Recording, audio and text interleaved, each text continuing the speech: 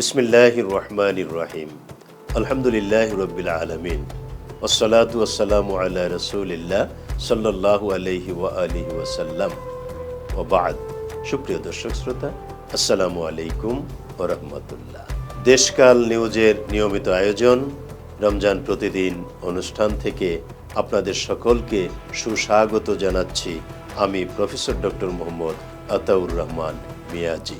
আজ আমরা আলোচনা করব রমজান ও যাকাত এই প্রসঙ্গ নিয়ে।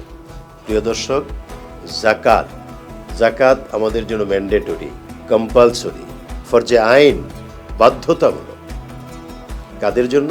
যারা সম্পদশালী, যাদের নিসাব পরিমাণ সম্পদ আছে, তাদের বছরে একবার শতকরা 2.5 টাকা হারে যাকাত আদায় করতে হয়।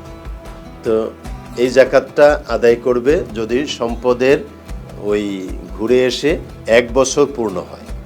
এটা রমজান মাসে আদায় করা জরুরি না, রমজান মাসে আদায় করতেই হবে এমন কোনো বাধ্যবাধকতা নেই।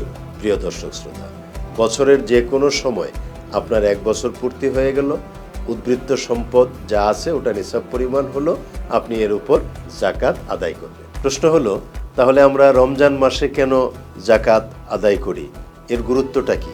হ্যাঁ দর্শক শ্রোতা, এর একটা আলাদা গুরুত্ব, তাৎপর্য, বিশেষত্ব আছে। সেটা কি? প্রথমত, রমজান মাসে যাকাত আদায় করলে অন্যান্য সময়ের তুলনায় কমপক্ষে 70 গুণ বেশি সওয়াব অর্জন করা হয়। সুতরাং এটা একটা মোক্ষম সময়, গোল্ডেন টাইম। নাম্বার 2, যাকাত আমরা যখন রমজান মাসে দেই, আবার 1 বছর ঘুরে এসে রমজান মাস আসবে, আমাদের মনে হবে রমজান এসে গেছে, যাকাত দেওয়ার সময় হয়ে গেছে, আমার সম্পদ 1 বছর ঘুরে এসে উদ্বৃত্ত পরিমাণ এই, তাহলে হিসাব রাখাটা সহজ হয়। এ সমস্ত কারণে আমরা যাকাত আদায়ের ক্ষেত্রে রমজান মাসটাকে বেছে নিই।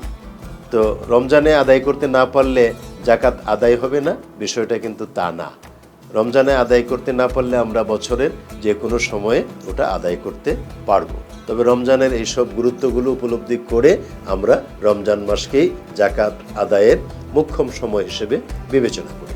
মহান আল্লাহ তাআলা বিষয়গুলো বোঝার এবং এভাবে পথ চলার তৌফিক আমাদেরকে দান করুন। আমিন। আসসালামু আলাইকুম ওয়া রাহমাতুল্লাহ।